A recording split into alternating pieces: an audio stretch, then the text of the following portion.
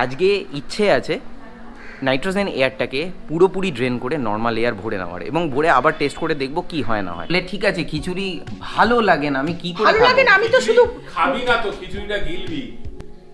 অযোধ্যা থেকে ঘুরে এসে খিচুড়ি না খেলে হয়? এত বড় ছেলে, খাওয়া দাওয়া নিয়ে কি ঝামেলা রে বাবা। ওই জন্য চেহারাটা তো একদম লোকে বিশ্বাসই করবে না যে বড় ছেলে, যে মাধ্যমিক দেবে কি দেবে না এখনো। আচ্ছা হয়েছে, থামো না। না থামার মতো কাজ করলি না তো। নর্মাল এয়ার আমি ভরিয়ে আবার রাইডে যখন বেরোবো তখন টেস্ট করব, করে দেখব, কম্পেয়ার করে দেখব কোনটা বেশি প্র্যাকটিক্যাল হচ্ছে। তবে আমার যেটা মনে হয় সবথেকে বেশি প্র্যাকটিক্যাল হবে নর্মাল এয়ার, কারণ সব পেট্রোল পাম্পে কিন্তু নর্মাল এয়ারটা সবথেকে বেশি অ্যাভেলেবেল থাকে।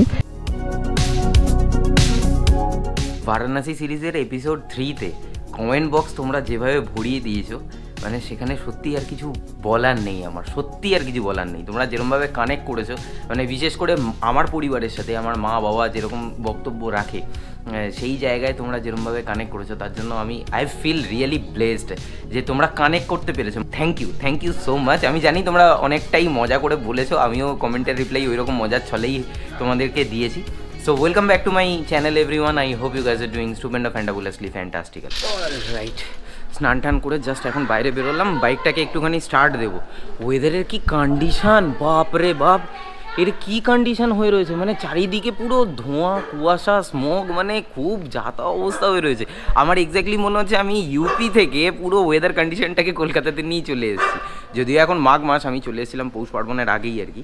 তো যাই হোক, এই হচ্ছে আমার বাইক এখানে দাঁড় করানো রয়েছে, একটু নোংরা অবস্থায় রয়েছে, বাট ঠিক আছে, একটুখানি ধোয়া পাগলা করতে হবে, এটাকে একটুখানি ওয়াশিংয়ে দিতে হবে। মানে আমি হয় করে নেবো, নইলে কাউকে দিয়ে ওয়াশিং করিয়ে নেবো। এই হচ্ছে বাইকের কন্ডিশন। যেরকমটা আমি লাস্ট ব্লগে তোমাদেরকে বলছিলাম যে আমি আমার বাইকের থেকে মাইলেজটা একটু হলেও কম পেয়েছি।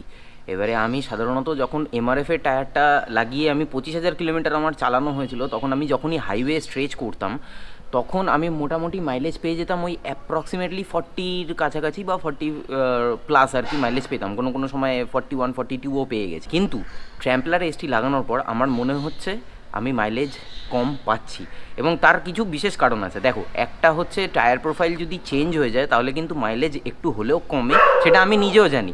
সেটা 3 কমলো, 4 কিলোমিটার বা 5 কিলোমিটার কমলো, সেটা অ্যাকসেপ্টেবল। বাট 7 কিলোমিটার কমেছে। আমি পেয়েছি এই বেনারস রাইডটাতে 33। শুরুতে হয়তো 33 পাইনি, শুরুর দিকে হয়তো 35 পেয়েছিলাম। আসার পথে আমি পেয়েছি হচ্ছে 33-এর কাছাকাছি। টায়ারে নাইট্রোজেন ভরা রয়েছে। নাইট্রোজেন সাধারণত লিক হয় না নর্মাল এয়ারের তুলনায়। সবাই বলে নাইট্রোজেন কিন্তু ভরা উচিত টায়ার প্রেশার ঠিকঠাক মেনটেন করতে চাইলে। কিন্তু বিষয়টা হচ্ছে নাইট্রোজেনের একটা স্পেশাল কন্ডিশন থাকে।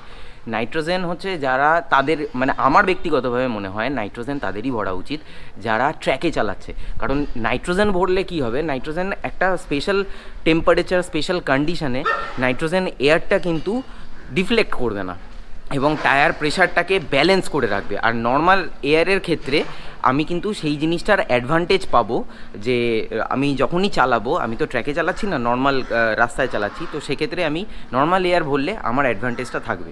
নাইট্রোজেন ভরলে আরও একটা অ্যাডভান্টেজ আছে, তুমি যদি বাইক চালাচ্ছ না, যদি ফেলে রেখে দাও তাহলেও কিন্তু তোমার অ্যাডভান্টেজ আছে, খুব তাড়াতাড়ি এয়ার ড্রেন হয় না, যেটা নর্মাল এয়ারের ক্ষেত্রে ড্রেন হয়ে যায় খুব তাড়াতাড়ি। তো এটাই হচ্ছে বিষয়। আমি একটু বাদে খাওয়া দাওয়া করবো, করে তারপরে বেরোবো। আজকে ইচ্ছে আছে নাইট্রোজেন এয়ারটাকে পুরোপুরি ড্রেন করে নর্মাল এয়ার ভরে নেওয়ার, এবং ভরে আবার টেস্ট করে দেখবো কি হয় না হয়। বাকি নাইট্রোজেনের বিষয়ে আরও আমি কিছু মোটো ব্লগে তোমাদেরকে বলবো। আমি অযোধ্যা থেকে ঘুরে এলাম, আর এখন টিভিতে দেখাচ্ছে অযোধ্যায় নাকি টাইম ক্যাপসুল বসানো হয়েছে। বাবা আমাকে বললো, সত্যিই দেখাচ্ছে? 2000 ফুট নিচে টাইম ক্যাপসুল বসানো হয়ে গেছে, যাতে কোনো তথ্য কেউ ডিস্ট্রয় না হয়, কোনো নিয়ে কোনো প্রবলেম না হয়। মানে সিকিউরিটি কীরকম লেভেলের করা হয়েছে, মারাত্মক লেভেলের সিকিউরিটি, যেটা মানে আমি নিজে দেখে এসেছি এবং এখন তো দেখাচ্ছে পর্যন্ত মানে ওই তথ্য মানে লোক পেতে পারে। হ্যাঁ হ্যাঁ, সেটাই, এটা এই হয়েছিল, সমস্ত কিছু ইচ অ্যান্ড এভরিথিং রেকর্ডিং হয়তো রাখবে আর কি, সব কিছু। চলো ঠিক। আজকে খিচুড়ি হয়েছে, ইয়েস, বেগুন ভাজা, কুমড়ো ভাজা, আলু পটল ভাজা। একটু কমিয়ে নাও। ঘি দেওয়া হয়ে গেছে, একটুখানি দিয়েছি, ঘি দেওয়া হয়ে গেছে, একদম ঘিয়ে মম করছে একদম। আমার খিচুড়ি ভালো লাগে না। খাও সোনা, লক্ষ্মী সোনা, এই ঠান্ডায় আর কিছু করার উপায় নেই, হাত জমে একদম পাথর, আর রান্না করার মতো পরিস্থিতি নেই শরীরের। তা বলে ঠিক আছে খিচুড়ি ভালো লাগে না, আমি কি করে ভালো লাগে খাবো? না, আমি তো শুধু খাবি না তো, খিচুড়িটা গিলবি। শুধু তো কড়াইশুঁটি আর ফুলকপি দিয়েছি। এবারে এটা নিয়েও এবার কমেন্ট আসবে যে খিচুড়ি খায় না। হ্যাঁ দেখা তো, তুমি খাও না তাই কমেন্ট আসবে, তুমি খেলে আর কমেন্ট আসবে না। মা ভালোবেসে আমার যা রান্না ভালো করে লাগে তাই। না খিচুড়িটা খেতে, ঠিক কেমন আছে, একটা লাগে। ঠিক আছে, আরে মনে করো সেদ্ধ ভাত আরে খাচ্ছ। খিচুড়িতে কালকে ভোগ হবে না রামলালায়। রামলালায় খিচুড়ি, আরে ভাই। অযোধ্যা থেকে ঘুরে এসে খিচুড়ি না খেলে হয়? কালকে 5টা প্রদীপ জ্বালাতে বলেছে মোদি, তোকে বিশেষ করে। हलक से निवाला नहीं जा रहा है। খালো বেটা খালো। মা বলতো না গিল গিল। হ্যাঁ গিল গিল।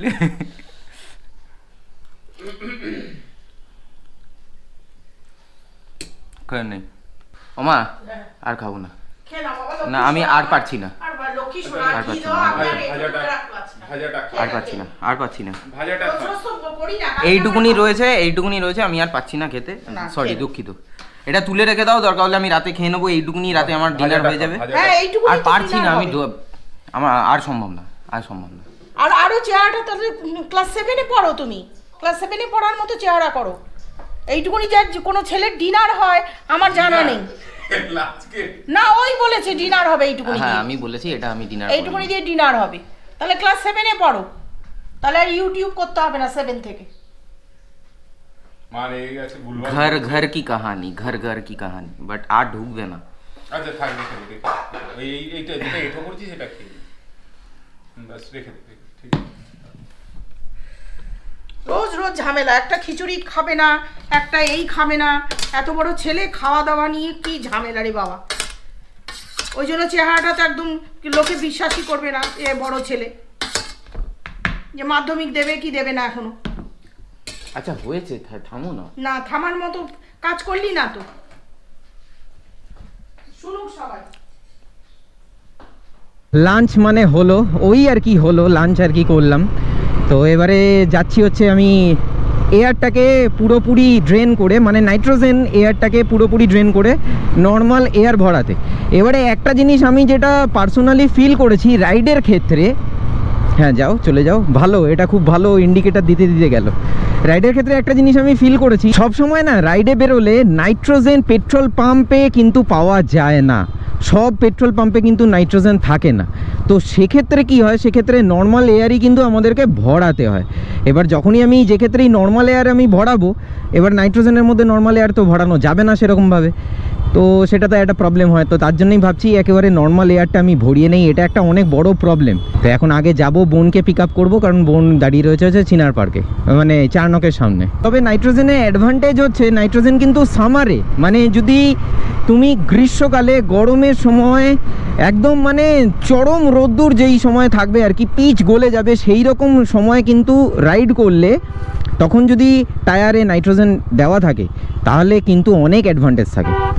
তো সেক্ষেত্রে টায়ার বাস্ট হয় না, চাকা ঘুরবে মানে রোটেশন হবে এবং তার সাথে সাথে ফ্রিকশন হবে, তো এয়ারটা গরম হয়ে যায়।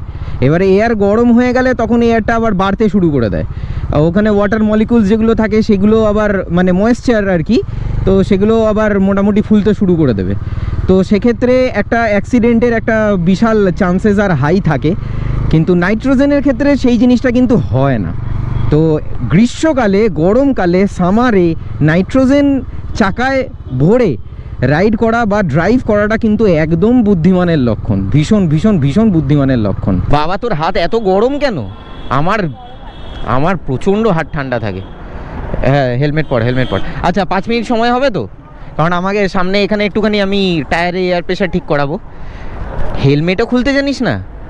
হে ভগবান, আমার বোনের হাইট কিন্তু মোটামুটি আমারই কাছাকাছি। আমার হচ্ছে 5'11", তোর কত? 5'10" না 8'9"? 8, 5'8", বাবা মেয়েদের 5'8" হাইট মানে বিশাল ব্যাপার। ये क्या कर रहे हो, घुमा क्यों रहे हो? निकाल रहे हैं इसका पिन निकाल। ओ पिन निकाल रहे हो, अच्छा।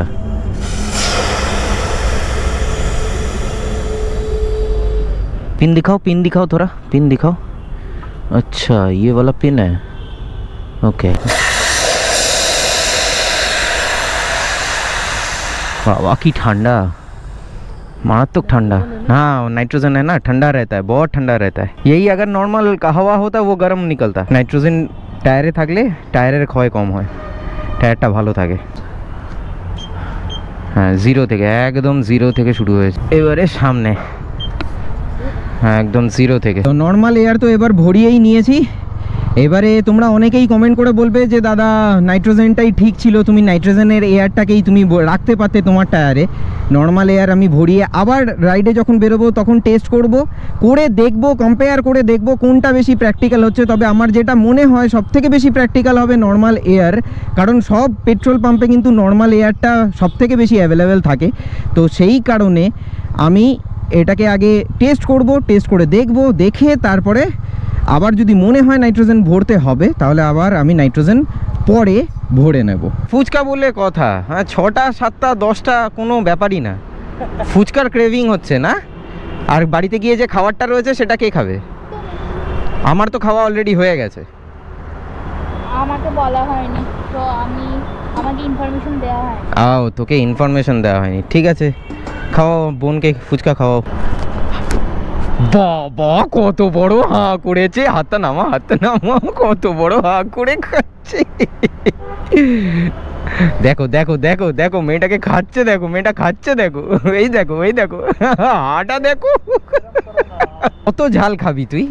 হ্যাঁ, কালকে সকালবেলা মানে বসে বসে না অন্য কিছু চিন্তা করবি, তখন ফুচকার কথা মনে পড়বে না, এই ঝালের কথা মনে পড়বে, আমার কথা মনে পড়বে যে দাদা বারণ করেছিল এত ঝাল খেতে।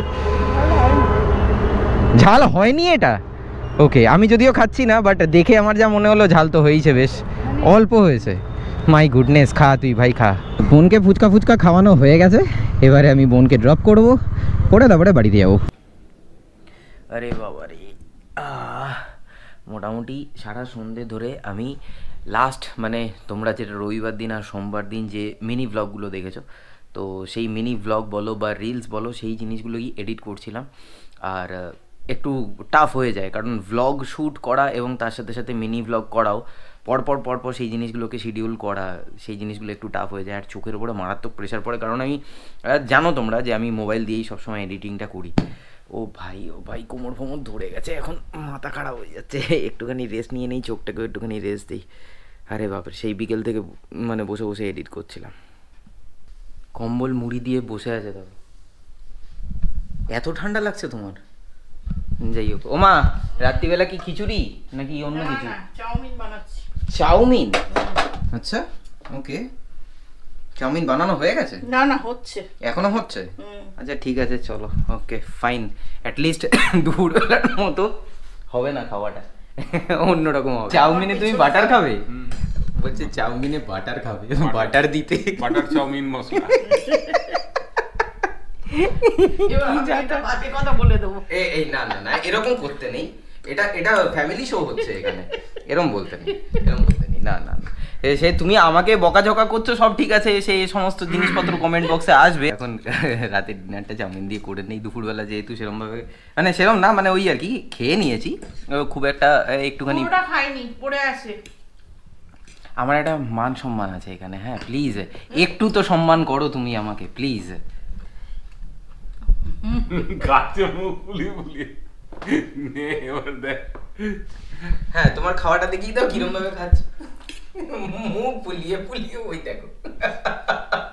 আমরা এরকম ভাবে হাসি ঠাট্টা করতে করতে ডিনারটা করে নিই। আর তোমরা কিন্তু কমেন্ট বক্সে কমেন্ট করে বলো যে তোমরা ব্লগটা দেখতে দেখতে কি ডিনার করলে। সো এনিওয়েজ গাইজ, আজকে ব্লগটা এর থেকে বেশি আর লেন্দি করছি না। কেমন লাগলো অবশ্যই কিন্তু কমেন্ট বক্সে কমেন্ট করে জানিও। সো উইথ দ্যাট সেড, আজকে ব্লগটা আমি তাহলে এখানেই শেষ করছি। দেখা হচ্ছে আবার পরবর্তী ব্লগে। Till then bye bye, take care, stay tuned and keep supporting be bong. পাশে দেখো, সাথে দেখো, ব্লগে থেকো। এক শ্বাসে পুরোটা বললাম।